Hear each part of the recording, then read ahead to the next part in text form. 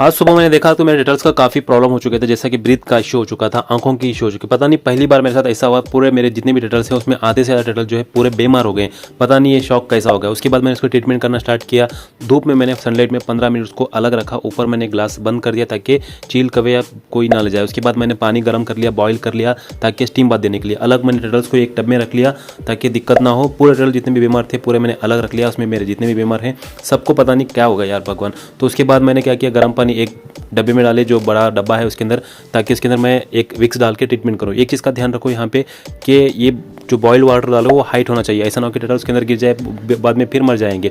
उसके बाद मैंने उसको एक ग्लास से बंद कर दिया 5 मिनट के लिए। इस तरह करना है। इससे क्या होगा, वो ब्रीथ करेंगे विक्स को, जिसकी वजह से ये थोड़ा इनहेल मिलेगा और उनको रिकवरी मिलेगी। इस तरह आपको डेली करना है। देख सकते हैं थोड़ा बहुत आपको, अगर आपके टर्टल्स को भी तरह प्रॉब्लम है ब्रीथिंग का, तो 4 दिन इस तरह ट्रीटमेंट करना है।